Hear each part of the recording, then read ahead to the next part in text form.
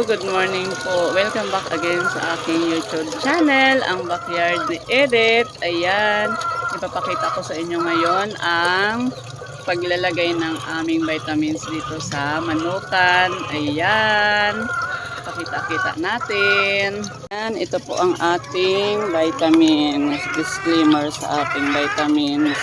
Hindi ko ito pinopromote, pero ito ang aming ginagamit. Ayan. Ganito lang po karami ang ating ilalagay. Kalahating kutsarita to dahil estimate ko na to siya. Kaya alam ko na siyang timplahin sa ating mga kamay. Yan. Tapos lagay-lagay lang natin dito sa ating lagayan ng water. Yan. Lagay-lagay lang natin. Yan, mag-uumpisa na dahil umaga ngayon. Meron na silang mga itlog pero hindi pa masyadong marami. Yan, kunti-kunti pa. Nakaka naman tayo ng tubig dito sa ating lagayan. Kalahating kutsarita lang sa isang galon na tubig. Yan. Dahil lagi ko na itong ginagawa, kaya alam ko na kung gaano karami sa aking mga kamay.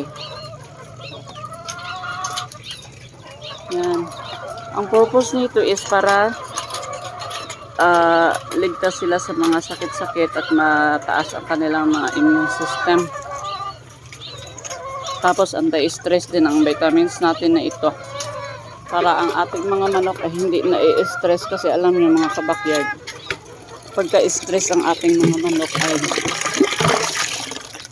natitigil ang kanilang pangingitlog. Kaya dapat laging may anti-stress ang kanilang iniinom. Kasi kaya sila na-stress is dahil sa panahon. Minsan mainit ang ating panahon tapos biglang uulan. Katulad na lang ngayon, kahapon sobrang init ng umaga. Tapos pagdating na hapon biglang napakalakas ang ulan. So ayan. Naninibago sa klima ang ating mga alagang manok. Kasi ito sila is mga sensitive din pagka ganyan ang panahon.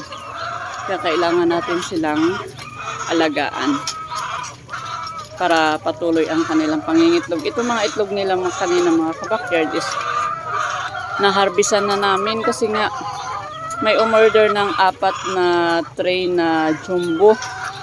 Pero dahil sa kakulangan nga ng itlog is hindi namin na kompleto yung 3 tray lang ang aming naibigay. Ngayon meron na namang harvesting, so mamaya pagkatapos kong magpainom ng vitamins dito sa mga manok is mag-harvest na ako para makapagbigay na ng kompleto doon sa nag-order. Ayan, babalikan na lang niya ang isang tray kasi nga kailangan na din nila ng itlog. Ayan, dito naman tayo sa kabila maglalagay ng ating vitamins. Ito yung mga naunang mga manok. Ito na harvest na rin to sila kanina. Pero uulitan na ito mamaya ka. Tignan nyo, kunti na lang yung kanilang mga itlog.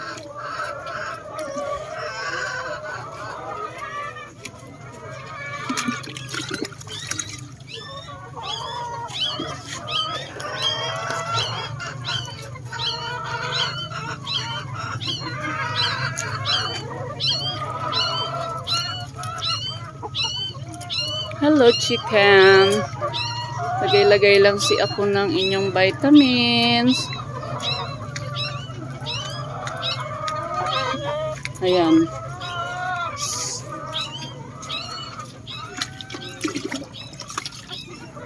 Pag lagi kasi nating nalalagyan ng mga vitamins mga kabakyard is hindi nanghihina ang kanilang pangingitlog. Alternate lang 1 week. Ngayon 1 week na may vitamins. Susunod naman is 1 week na naman ulit na bago na naman natin sila lalagyan ng vitamins. Ganun lang ang aming routine sa pagbibigay ng mga vitamins sa kanila. Kasi hindi naman din pwedeng tuloy-tuloy na nagbabitamins sila. Kasi masisira din ang kanilang katawan.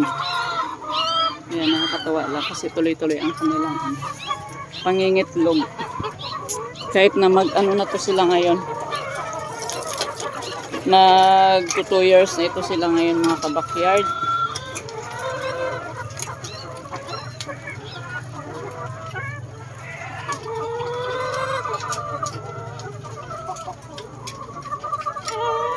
Kasi ang sabi nila is daw, hanggang 2 years lang ang ng mga chicken layer. Pero marami pa naman din silang naiitlog. Kaya wala pa akong plan na palitan. Siguro sa na lang, mga January or February pa. Ang dami pa nilang mga itlog eh. More than 80% pa ang nila, itlog nila. Kaya pagtatsagaan ko pa sila.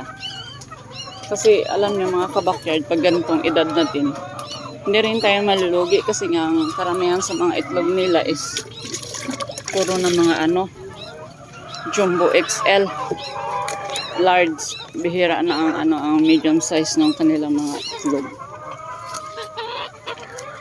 Kaya napakaganda. Sa panahong ito is dito tayo kikita yung mga malalaki na ang kanilang mga itlog.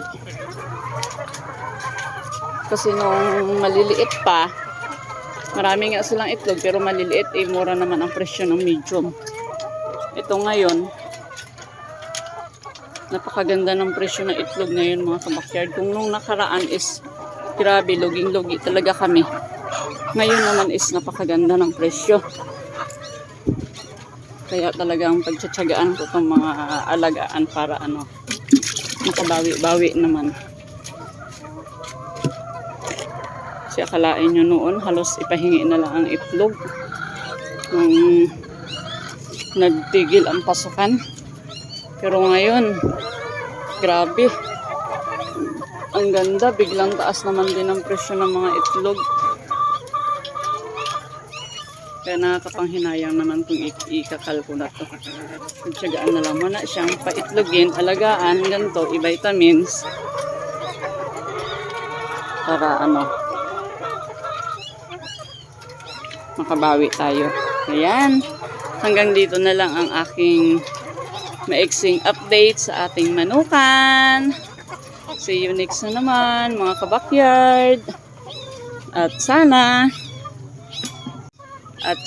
wag niyong kakalimutang mag-like and subscribe at syempre paki-share na rin po ang aking mga video at sa mga hindi pa po nakapag-subscribe, please subscribe na po kayo. Ayan, thank you. Love you all.